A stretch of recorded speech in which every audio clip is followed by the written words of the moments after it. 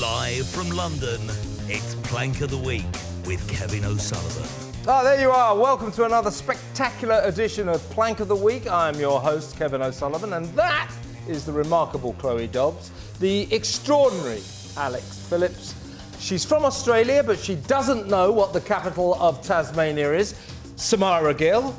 He's from Australia, and I bet he does know what the capital of Tasmania is, Kingston. So, let's get going. There's a reason for that, by the way. It will emerge throughout the show. Chloe, you're first. Well, it's got to be Rachel from Accounts, hasn't it? Rachel has decided to put up your taxes. At the end of the show, she wins. She's decided to put up taxes by another 26 billion quid after a 40 billion tax hike last year, and she promised, we've wiped the state clean, that's it, no more, never have to come back for more money, that's it for the end of Parliament now. But sure enough, she's done it again. Why? Because she's allowed her backbenchers to hold her to ransom. They won't allow her to do anything to cut this ballooning welfare bill, other than saying, oh, we can't have luxury cars and Motability anymore. This has been a budget for the backbenchers, not for the country, and the country is going to have to pay for it. And she tried to gaslight us, saying, oh, but our growth forecasts have been upgraded from 1 to 1.5% this year, completely disregarding the fact that for the rest of Parliament, they've all been downgraded, and our chances of ever getting anywhere near 2% growth are just never going to happen. Yeah, I like the way in the middle of the speech when she announced that she'd be removing the two-child benefit cap. And everyone, all the Tories went, boo. Said, it's the right thing to do. Are you the same Rachel Reeves who a year ago said we couldn't possibly afford to do that? Oh, yes, you are, aren't you? Now, that was a good roasting of Rachel Reeves, Chloe. Very, very good. But with all due respect, not as good as the roasting that Kemi Badenoch gave her in the comments. Let's have a look. Let's have a look. She told Labour MPs this week, I'll show the media, I'll show the Tories, I will not let them beat me. Show us what? Making stuff up at the dispatch box, incompetence, chaos, and the highest tax burden in history. She said to them, Madam Deputy Speaker, I'll be there on Wednesday, I'll be there next year, and I'll be back the year after that. God help us. She is spineless, shameless, and completely aimless.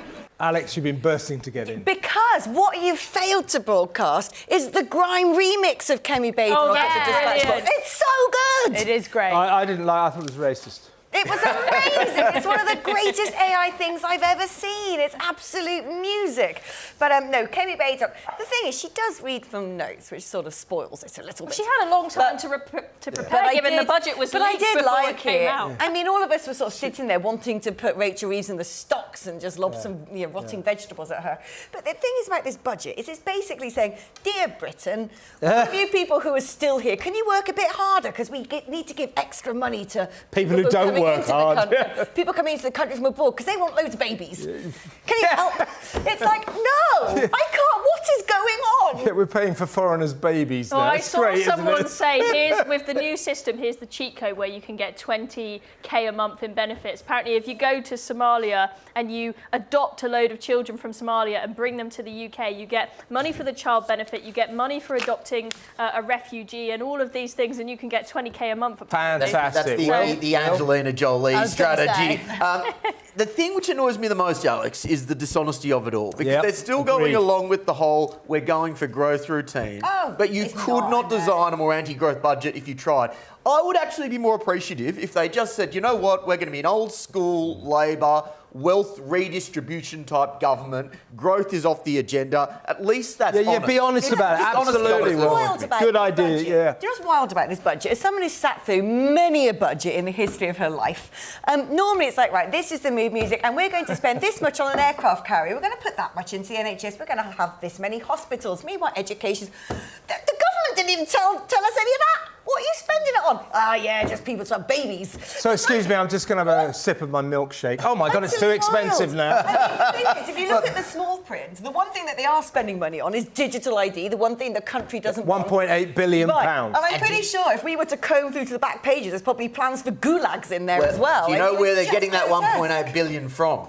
Us. More specifically, they are taking it from the immigration or the borders budget.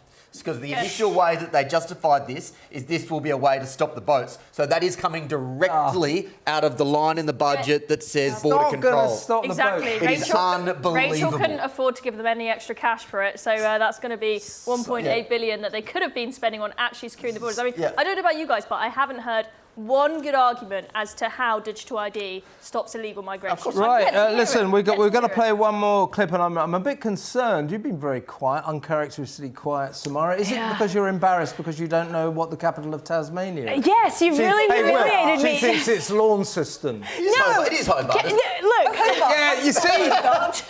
No one cares about She Tasmania. thinks it's Launceston. Listen, this is...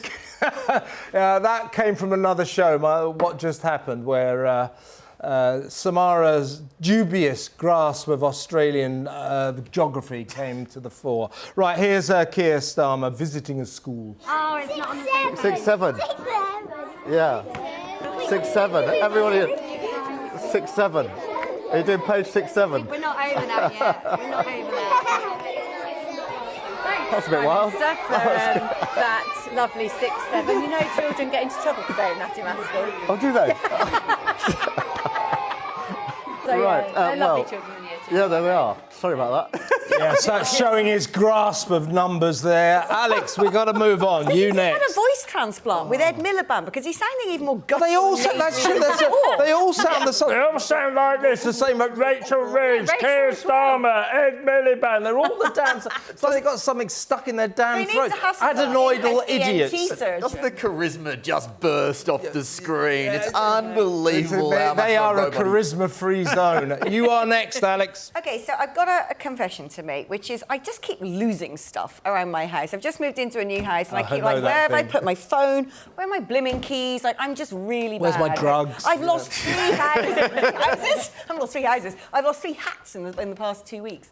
But hats? I know. I keep buying hats and I keep losing. Do you remember that really cool fluffy Yeah, one? Like, gone. Oh my gosh. Yeah, lost. Yeah, that was bougie. Don't know. It What was about your really- animal boots? Have you still got those? You found Probably those? not, probably lost Those that. huge animal I know, boots. yeah, those ones. Well, when it gets colder, if I can find them. they'll Okay, come well, into anyway, play. you were saying. But so I've got this really bad habit of just losing stuff. So maybe I should go work for the Home Office.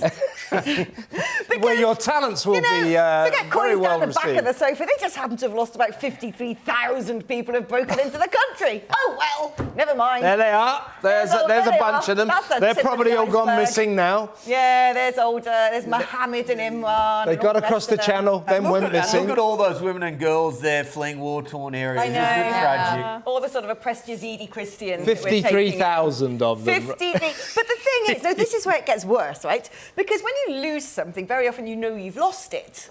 So I'm like, oh, can't get into my car because I have no keys. The Home Office, this is the 53,000 they've lost that they know of. Yeah. I can tell you right now, Yeah, that's a Kev, good point. when it comes to how many people are in this country illegally, that the authorities don't even have a clue that they're even here, let alone they've lost, it's going to be probably a factor of at least 10 on that. Yeah. Check I'd go this to out, over a though. million. Check this out. This is what this is all about, right? So, under our beautiful, wonderful asylum system, these migrants, they come here, and this does happen every now and again. It's rare, but it does happen. Sometimes they have their asylum seeker applications refused. So they fail. And our immigration system tells them, right, you're going to be deported. In about 1 year's time. so You're going to be do a runner while you can. You're going to be deported. Now, it'll be in a month. It might be in 2 months. Now, off you go. We're going to give you immigration bail, but you better come back here for us to take you, but send you back to your country.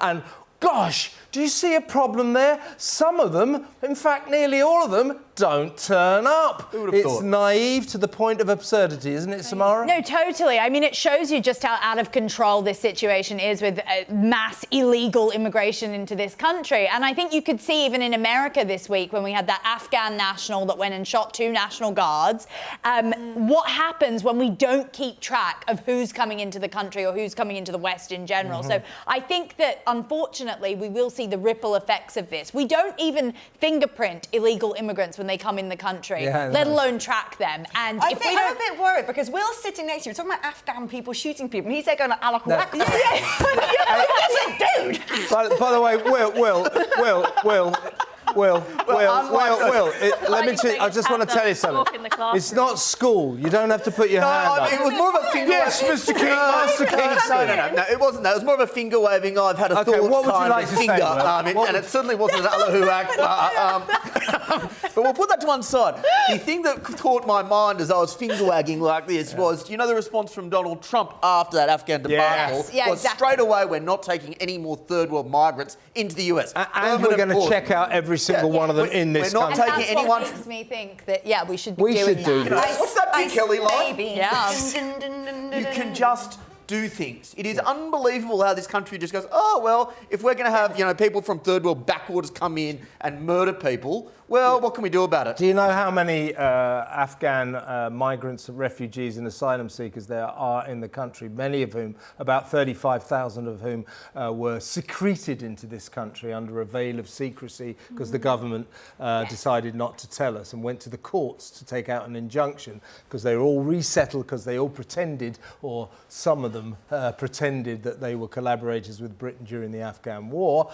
We now have 70,000 Afghans in this country, More than that. About whom, folks, we know nothing. Can we just spare what could possibly go wrong? Can we just spare a thought for Al Qaeda, because they must be having a real big problem with recruitment numbers. Yeah. They're all here now. You saw the ginger jihadi the other day. They're having to go into other places to recruit. The gingers, isn't it? Yeah, it is. Yeah. Well, Shamima Begum was married to a ginger jihadi. A Dutch guy. He was ginger.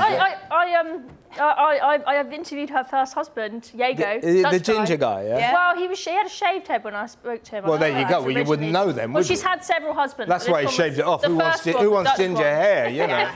And look, I'm sure that the left will go for the whole mental health kind of defence, but the fact of the matter is that bloke worked with the US Army for 10 years. What does that say? It says he was apparently with a westernised culture for 10 years, and integration was impossible. Do you know what this genius government's idea is now, of course? Is do you know what the people who are affiliated with Al Qaeda like the least? UK and US soldiers. Not a fan. So it's like, well, what do we do with all these migrants coming over on boats? Got it. Army barracks. Yeah. Let's just put them right into the heart of the veterans' communities. It's sick. Yeah. It's ridiculous. It's totally out of control. This government isn't even starting to solve this crisis. It's really, really worrying. Next up, though, it is the great Samara Gill. Who would you like to nominate for Plank of the Week, Samara? Well, I'd like to nominate the Met Police, to be honest. I mean, I've got a lot of time for police officers, but a lot of them are not doing their jobs properly. They're focusing on all the wrong things. The totalitarian state, we've got all the bad parts of it. We basically, we haven't... What are the good parts of it? Well, the good parts of it, I tell you what, having lived in some totalitarian countries, streets are clean, you can catch the metro, you don't feel like you're going to get, you don't lose 53,000 people. Correct, yeah, This is very Tucker in Moscow. Yeah, well, I'm not saying that I advocate for those countries, but, we've got the thought police version of it. So what I'm trying to say is the Met Police this week, the farmers, they've been the ones who've been attacked. Now, they were going out there to protest on Rachel Reeves' budget day, and just look at that. If you're listening, it's a farmer getting arrested, getting handcuffed, which on your show, Kev, do you want to tell us what the truth is what the police are doing here is, this is theatre. They are actually breaking police rules because under police rules, handcuffing is defined as a show of force. They're allowed to do it only if they feel that the suspect is dangerous, potentially violent, or likely to escape. These are hard-working, law-abiding farmers. This is against police rules. But do you know what actually went on here? This was theatre. Do you know what actually went on here, which is it makes this even more farcical? So basically, the farmers cooperated with the police well in advance, saying we're going to have a protest. That's if you're going to be protesting properly, you actually notify the police and work together with them. So that had gone on. And so it was all arranged. The tractors were going to come. They were going to go down Whitehall, etc. At the 11th hour, either 10 Downing Street or the Mayor of London decided they didn't want the farmers because it would be embarrassing. On budget day. Yes. On budget day. So they suddenly phoned the police and said, ban the protest. But the problem is, if anyone lives in the countryside like me, I can tell you how fast tractors go. It ain't fast. So they would already set off from all four corners of the land. Yes, they have. They were already coming into London, and at one point they're all in, they're there going like, oh my God, it's been cancelled. And then the police are like, you've got to move your tractors. Like, well, there's about 50 behind me and a lamppost in front. Where do you want me to go if you tried doing a three-point turn. I think also that it was a show of defiance. You're not going to stop us doing this. And as I say, what we were seeing there with this, kind of filmic handcuffing, that was a theatrical display to show the public, thou shalt not defy this government. Thou shalt not at least going on a power oppose this trip. government. Exactly I can't wait for the farmers here to do what the farmers in the EU are doing. If you Where they think it's pour bad, manure over. Yeah. Get out those muck spreaders, lads. Yeah. Well, listen, let me tell you that one of the protesters went down there. She got off her tractor to do an interview. Have a look at this. Farmers, and I've been interviewing them throughout the entire day. Firstly, they're extremely admirable. Most people, if you push them, they're not going to do anything for you. They actually said, regardless of what you do with us, we're still going to be the generation that feeds this country. So they actually are more patriotic than most people in government. Yeah, it's Samara, Gill. They're doing that interview. She went down there, and that was the ubiquitous young Bob, who turns up at every protest known to man. He's a brilliant young man, by the way. He got arrested at Aston Villa. He did. We interviewed him up there as well. Yeah, I mean, there's a reason that he's popular, and what he said is so true. He said these people are the people that feed our country, and it's the most unpatriotic thing to do, to be arresting them. They're more patriotic than all our politicians because they told him, and they told me as well, we will continue to feed this country even when Westminster doesn't, taxes us to the hilt, defies all odds and ruins our entire economics. These people are having to sell their tractors just to make enough money to survive. And Rachel Reeves, when she was giving the budget, as part of her speech when she was boasting about her supposed achievement. I guess who taxed the she farmers? boasted about her tax on the farmers. What was she thinking? It's one of the least popular things that she has done. There's a question that's crossed my mind when it comes to the police, because I think for a while we just assumed that you had an administrative layer of the police force. What wasn't called Sting? Separate type of police. But what we assumed was that you had this woke administrative layer that to get to the top of the police force, you needed to do the DEI stuff. And the actual officers on the ground were going along with it.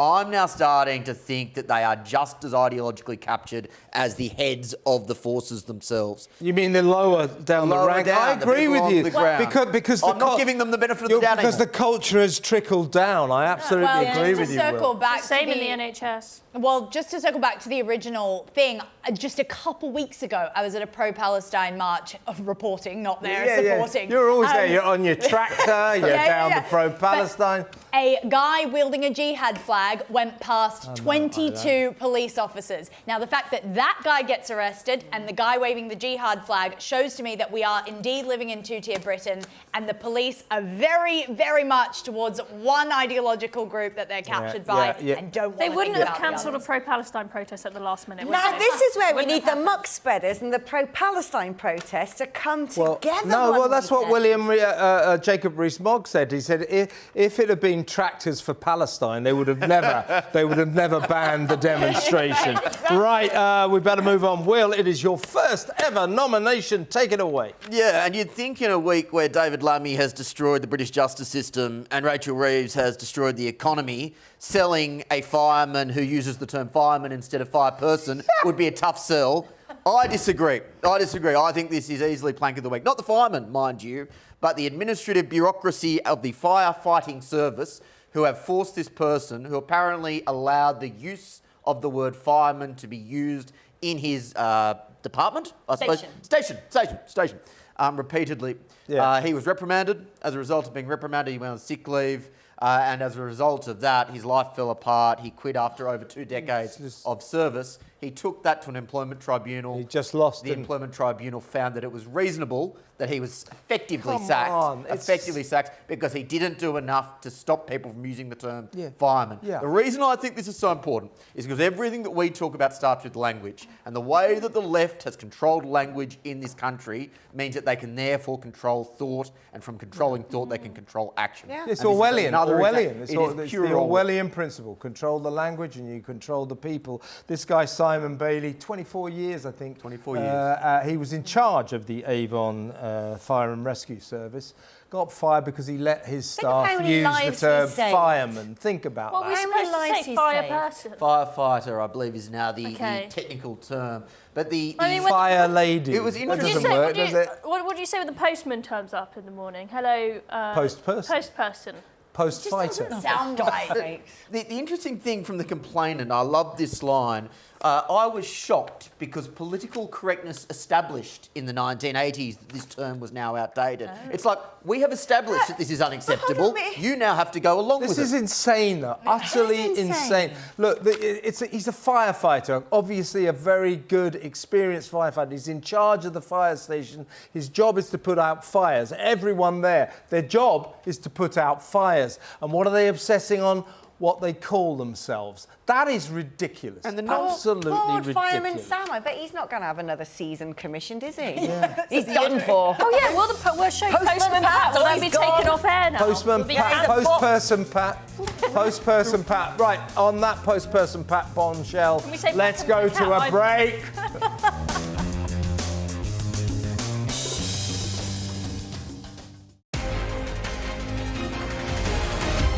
Live from London, it's Plank of the Week with Kevin O'Sullivan. Welcome back to part 2 of Plank of the Week. I'm Kevin O'Sullivan, and this is my turn. I'm going to nominate my Plank of the Week. He's always a contender. It's David Lammy, the thick as mince Justice Secretary and also Deputy Prime Minister. Got that job after that disgraced one. What's her name? Angela Rayner got the tin tack. Anyway. David Lammy, this is extraordinary to me. At a stroke of the pen, he said, you know what, centuries of trial by jury, the cornerstone of democracy, the cornerstone of justice for the people, trial by jury, let's get rid of it. Because it's clogging up the wheels of justice. They're turning too slowly. So if we just let moronic judges sit there and make their own minds up, then we can save so much time. So he's trying to scrap juries. This is extraordinary. This is entirely wrong. And he is so stunned. The thing about Lammy, he's stunned by the backlash. I mean, this issue is unifying people that you would not believe. I found myself yesterday on Twitter. I said, listen, I will say this only once, but I agree with Jeremy Corbyn. Corbyn, the right and the left, everybody with a brain knows this is a disgrace. Can we see the picture again? Yeah, with the wig on. Oh, wait. Coming to Netflix, Mozart the movie. Yeah. You just know, isn't it? All about DEI biopics. There he is. Yeah. Anyway, job soon. But no, he takes taxis from Bologna to the Alps.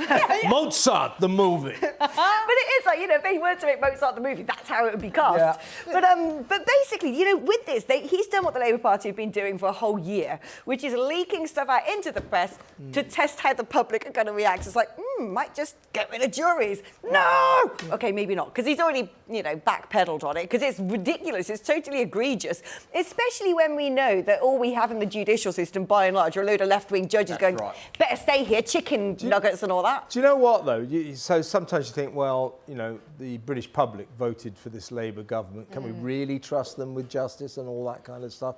They don't famously make great decisions. And I've never been on jury service, but I've covered a lot of court cases, big court cases, because I'm a journalist, used to be on Fleet Street and all that. Seriously. And juries, you get 12 men and women, honest, decent and true. They are impressive. They are impressive. And there's something about the jury system. They come invariably to the right decision, a decision that I bet you the judges half the time would not come to. Well, this is the last, or this is a really important cornerstone of the rights of the people. Sorry, they cut through the legal nonsense and they get to the common sense, I think, is what a jury does. Like a judge can actually look at, say, the ECHR, interpret that in any way they want for their own ideological agenda, whereas generally a jury will go, what's fair? Yeah. What's fair? What's just? That's it. A judge interprets the law. A jury goes, Who done it? Yeah, well, thing. the lawyers, the barristers and the judges, they get lost in legal precedent and all that. What's that really You've good been black and on white trial film? a lot of times, Samara. What do you feel about this?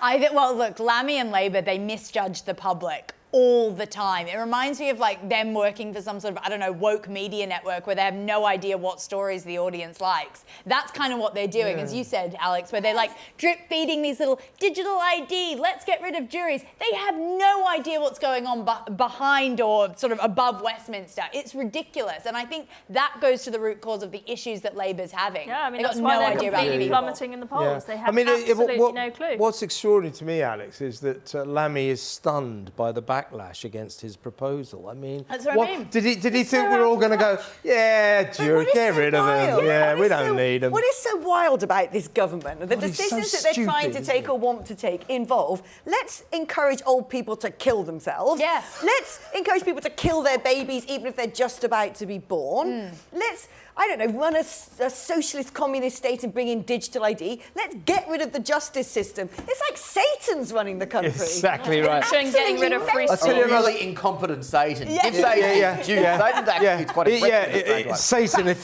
Satan if he was really crap at his job.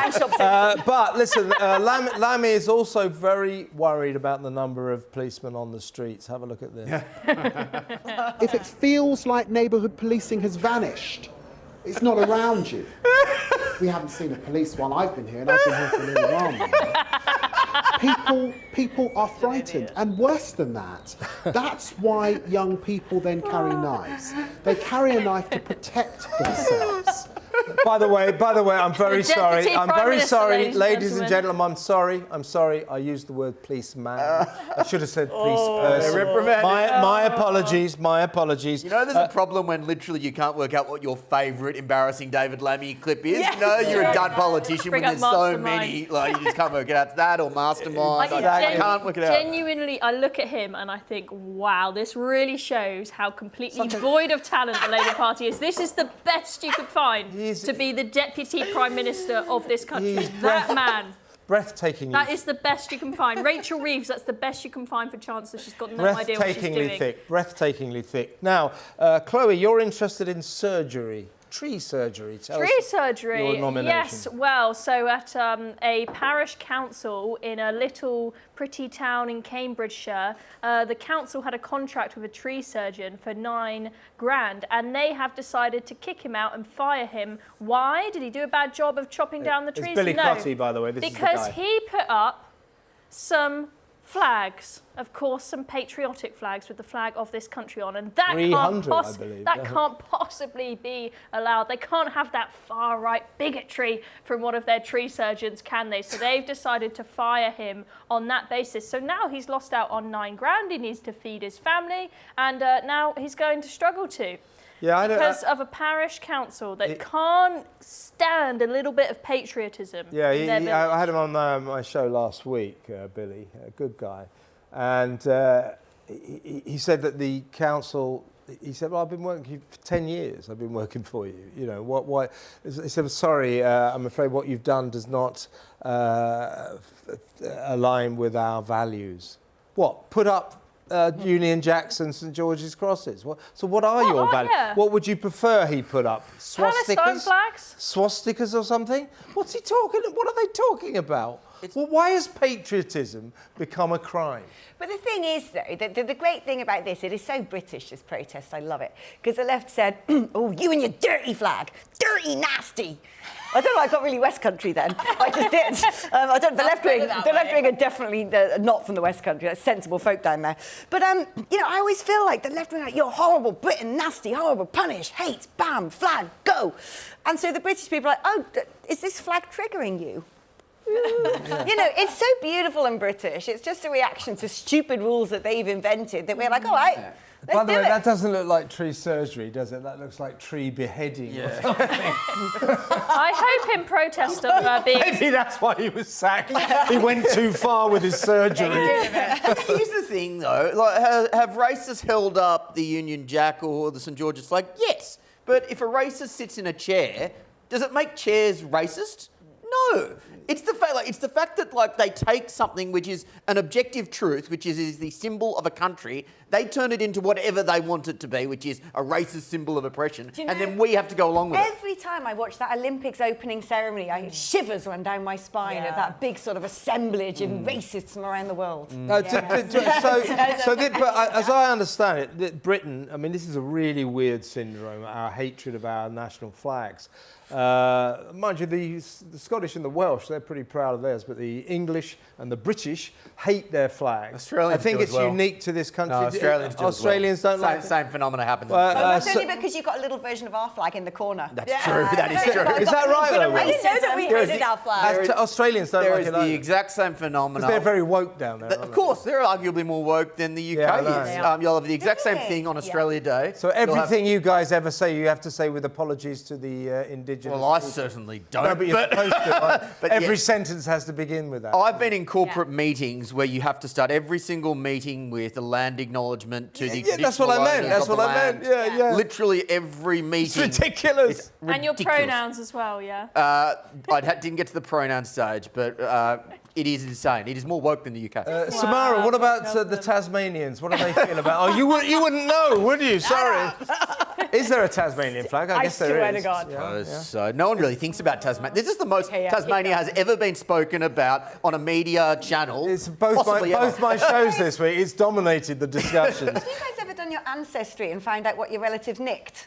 I've got no convict blood, thank God. Usually, I find that very hard to believe. Listen, we've got to move on, folks. We've got to move on. Alex. Oh, yeah, so basically, if I were to tax anything, if I were to be Chancellor, I would tax the use of the word Nazi. Because I'm just getting so fed up now with, like, Nazi! Oh, Nazi! It's like everyone on the left has got Tourette's. Nazi! Nazi! Nazi! Nazi! Nazi! But seriously, it's an illness. I don't quite agree with you. Nazi! A Nazi! Don't clip that up, by the way. The illness is spreading. Well, it's so stupid. The illness is spreading so far that even people on the right wing have caught it, including the chairman of the Conservative Party. How ridiculous was that? So, Reform UK. Kevin Hollingray, there he is. Kevin Hollingray, there he is. Crazy guy, crazy name, crazy guy. Farage put a picture up of something saying coming soon. Now, from the picture, I can't really discern what it is. I actually think from a later revelation that there's now some exclusive football shirt available, that it's the badge on the football shirt, a new sort of version of this Reform UK football shirt. But it's just some sort of gold circle. The logo that they've developed. They've had a logo design. It's quite nice. It could have been Nigel Farage's blueprint for like Donald Trump's helipad. There it is. Look, there it is. It's just something they had designed. Just a circle. But anyway, Hollingray. Kevin says it's the Nazi sign. It doesn't even look the same. They're just both circular. That's the only. Yeah, that's right. Hollingray knew what he was doing. This is the desperate campaign by the traditional political parties to ally link reform to Nazism and fascism. And it is backfiring every time. It's normally the sort of Socialist Workers' Party nutters who do that, the short fringe brigade. But for the Conservative Party chairman to do it, and they really didn't know how to deal with this. And the interesting thing, so he's comparing it to this historical time when Hitler apparently had like 38,000, I don't know if that many, just inventing numbers now, gold badges for the first however many members of the Nazi party that he handed out, which this isn't even like some gold badge being handed out. The hilarious thing is, do you know a political party that has handed out gold badges? Labour? Well, no. Tories. The blimmin' Tories. It's like Nazi. But he posted this on Twitter. Somebody obviously told him to take it down, so he took it down and then he put it back. And there is a concerted campaign going on by the traditional party, Labour, the Tories, and the Lib Dems to link reform with the Nazis, and every time they do it, the public go, how ridiculous, and reform just surge ever higher in the polls. How desperate they are. They can't come up with any good argument. It shows that they're historically illiterate. It's not like there aren't recent examples of this tactic failing. Trump, Brexit, UKIP, the rise of UKIP. There are several examples where they've done this and it fails every time. Why do they not learn? Yeah, you're right. I mean, it's like this absurd campaign at the moment to sort of say, Nigel Farage, you better explain what you said at school when you were 13 years old. He's 61. And Brendan O'Neill made a great point about it that I hadn't thought of before. What this is, in the end, if you think about it, you've got the people from The Guardian, people from the BBC, the scions of the left. They are ganging up on a 13-year-old boy, a 13-year-old schoolboy. OK, it's Nigel Farage when he was a schoolboy. They're attacking a child. Oh, my goodness. That is unbelievable. Are you saying, Kevin, that when you were 1.5 years old, you went shat in your pants? How dare you present on television? Well, I actually did that yesterday. Never mind then. Shall we go to a break?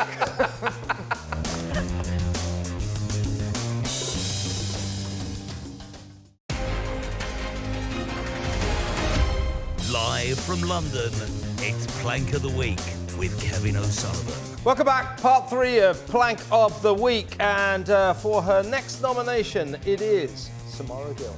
Well, you know, when Trump signed that brilliant declaration on one of his first days in office, it was beautiful. You know, he had the swimmers, he had all the people who had been done by biological men. He had them all around him, and he signed it, and it was brilliant. It was great. Well, apparently that stuff's still going on in America, quite like here when we did define what a woman is, and we still have men in women's changing rooms. Yeah. So basically, there was this athlete called Jamie. By the way, is it Jamie or is it there? There we go. There he is. There he is. You'd never know that was a bloke, would you? Look at the move is it Jamie or is it Jamie? It's Jamie. It's Jamie. Well, we had two M's. Sharon Davies Can't even came on spell. Sharon Davies came on another talk show and affirmed that for us. Okay, Jamie. So this Jamie, who is ineligible to compete, beat out Britain's Andrea Thompson, who is a biological female, and took the crown for the world's strongest man-woman. I don't know how to say it. I mean, it's quite ridiculous. You know, these are women who train their entire lives just for this moment. Early mornings, late nights, and then to just be usurped by basically this large male is ridiculous. And I cannot believe it's still happening. It happened in Arlington, Texas. Yeah. It's still happening. Yeah. And when Jamie won, Andrea Thompson's on the runners-up podium. I like the sound of Andrea. She just looked at this bloke who just won, and she went, and she goes, and Andrea goes, "Can I say this?" She went, "This is bullshit," and just stormed off. Yeah. Now the point being that, to be fair, Jamie has now been stripped of her title, so Andrea is now the world's strongest woman. The organisers said, oh, we didn't know. All the competitors did. Rubbish. I think the organisers deliberately turned a blind eye. This nonsense has got to stop. Yeah, it's misogyny. It's blatant misogyny. Yeah, I agree. It's unbelievable that we are still allowing this to happen, to be nice and kind to trans people. No, this is horrific to women, and this isn't winning past the parcel. This is winning the thing that you've trained for your entire life, all your soul and energy goes into this, and then it's just taken away from you by some bloke. Just think of it, the absurdity of it. The world's strongest woman is a bloke. It's just crazy. I can't imagine it would have gone down well in Arlington, Texas, of all places as well. Well, that's the thing, and I've mentioned this before, but you just never see a female compete in a male weightlifting competition. I wonder why. You know, because this is all money is involved, prize money, sponsorships, etc. It's very much all about the money, and you see, you know, people like that swimmer Leah Thomas, who was, 600th in her competition. Yeah, and then became the world champion. His competition, he suddenly becomes a female. He was about 6'2", wasn't he? He starts getting all that college sponsorship money from all the Ivy League unis, so it's very dark. Can I offer the more fundamental answer? It may just be because men are stronger than women. Which is why it is so unfair. The sport where there is going to be the greatest difference. Probably take out Kev. I don't. On balance, I wouldn't fancy my chances in the world's strongest women contest. But Sharon Davies was telling me the other day. You think, well, we're getting somewhere. More and more sports are banning what they call Olympics euphemistically call trans women, what I call blokes in dresses. More and more are being banned, but there are still 34 Olympic sports that allow blokes to compete against women. There's a serious point here, and that is, despite the Cass review, despite the Supreme Court decision, the institutions are still so captured that culturally it's going to take a long time to actually make change happen. If we don't stamp this out, it's the death of women's sports. That's the point. Why can't women compete against each other? The idea that they shouldn't be allowed to is just absolutely insane. Shall we move on? Now, Will, you've got an Australian nomination. Take it away. Yeah, I know this will devolve into... That's because you're from Australia, right? An Australian murderer has sued the Victorian government because it is illegal, or it is banned to eat Vegemite in prison. The logic is apparently the smell of Vegemite can mask contraband like weed or alcohol. Wow. And he's saying But not it goes against my human rights to not be allowed to eat the food of my own culture. So if you think that it's just the UK that has all these bizarre human rights appeals going on, you are dead wrong. They're happening in Australia as well. We know about Australia because woke Australia because we remember the so-called COVID crisis where you turned your country into Alcatraz. That's right. For about 10 years. Well, in fairness, you turned the country into Alcatraz. Yeah, but we by were setting less up of a colony there. Hey, listen, we were less of an Alcatraz than you. Yeah, we were worse by far. You were bad. I mean, we were bad as well. I agree. Andre McKennicky. I mean, luckily, they have denied his request, from what I understand. Wait, so let me be clear. Sorry, I take that back. The case is ongoing. I can't imagine he'll Do you know what I'd say? I'd say, hey, Andre, you're a low-life murderer. Piss off. That's right. That's right. Yeah. What I don't understand is who in Australia is smuggling drugs in via Vegemite. In the UK, we just send drones. It's like, get with the programme. Yeah. Is that actually right? Really? We admire deliberately the give our prisoners drugs because drug consumption calms them. Well, it's a great system. I'm actually quite proud of Australia that we just apparently do it the old-fashioned way of smuggling drugs into prisons. You know, a bit of fashion crime. In the There's new Vegemite technology available. Well, double protection. Double protection. Double security. All right, let's get off this high. Let's go to a break. Touché.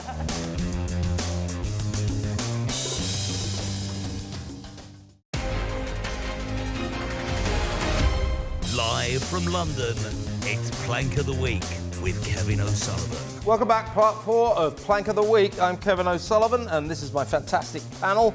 And it's my turn, and I'm going to nominate the woke chocolate company, Tony's Chocolonely.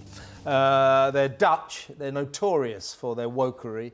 They are actually formed to combat slave labour. That's their raison d'etre is to be right on and woke. So when they formed themselves to be, we know it's child slave labour, it's the scourge of the chocolate industry. We absolutely reject that. And then it turned out that their chocolate used more child labour, slave labour than anyone else. No way. That's another story. But their wokery continues apace. So this is the Christian Christmas festival, just starting now. And as of Monday, of course, it's Advent calendar time. Advent is a Christian term. Christmas Advent calendars. You open one every day and you get more and more excited as you go forward. My late fantastic dog Chaz, we used to get him a canine Advent calendar every year. And the first year we got it, said, look at this one day, and he just grabbed it, and every single day at once, which I've done myself, actually. Yeah, I was a fat kid. Got through the whole calendar in the first couple of days. Kids are, it'd be day one, and your dad going, hey, you're on December the 15th, it's only the 2nd. Anyway, I used to replace it with pebbles. I used to go and sneak in the middle of the night. Yeah. Kids. Oh my God. Anyway, Tony's Chocolonely should be the Advent calendar, is called the countdown calendar because you can't use the word Christmas because that's offensive to other faiths. I want to know, who came up with the branding of calling it Chocolonely? Because I just think it's it is a weird no one name, likes you. You're by yourself. Here you go. Have a calendar. They're so woke, no one wants to know them, so they're lonely. Yeah, here you go. It's just weird. It is annoying because it is actually really good chocolate. It is, It is really good chocolate. That's the thing that really annoys me. I tell you, I never buy it. I never buy it. Nah, they can go to hell, that lot.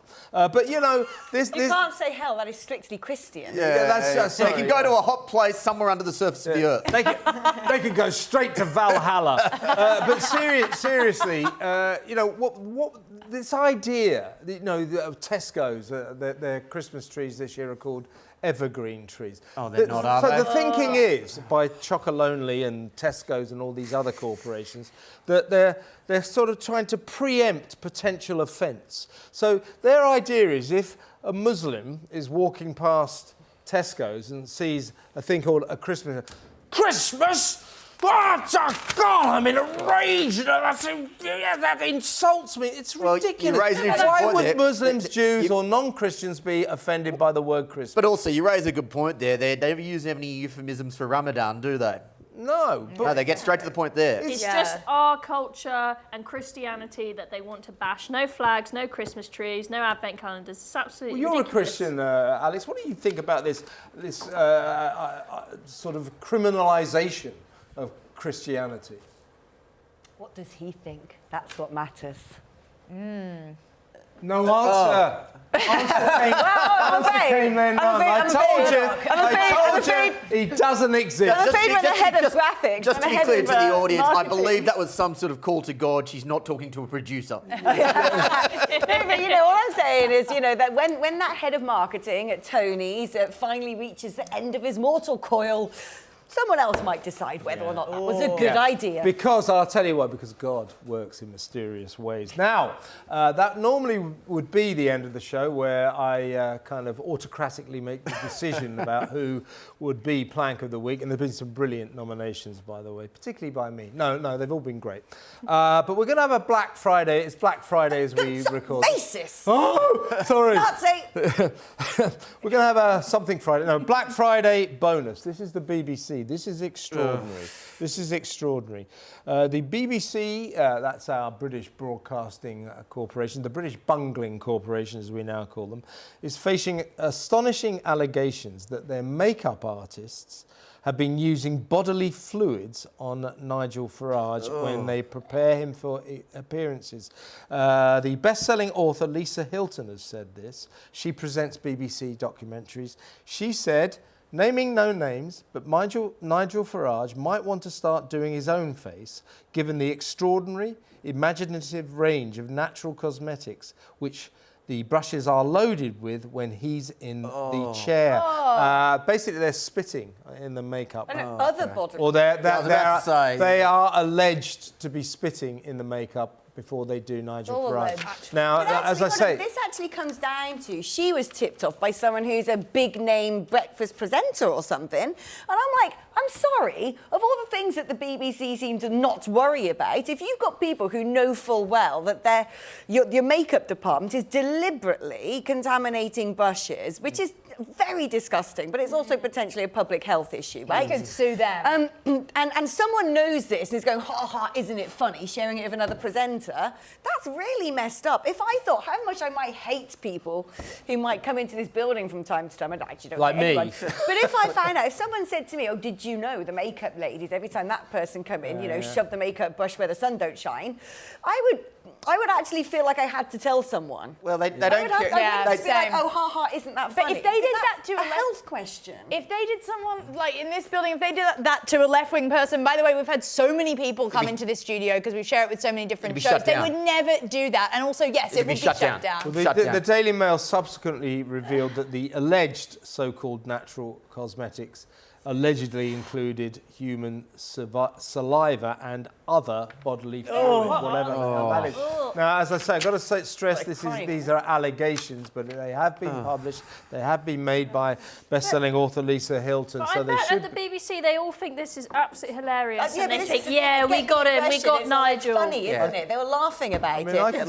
Laughing about it, their ratings are tanking. I see the funny side of almost everything, but I don't think No, it's not funny. And that's why I want to know who this big-name presenter is who tipped off this other woman that this is going on, because, frankly, that person should face the sack. Well, really it's the makeup artist that should face Well, no, they should as well. if they're doing this. Well, listen, so, as I say, normally I would make a choice from all the excellent nominations, but I'm going to take a vote on this because I think it trumps the lot. So, do we, hands up, is this the Plank of the Week? Yeah, I'll take that BBC Plank of the Week? Oh, no, don't put your hand down, Kev! Nazi! Oh, yeah, sorry.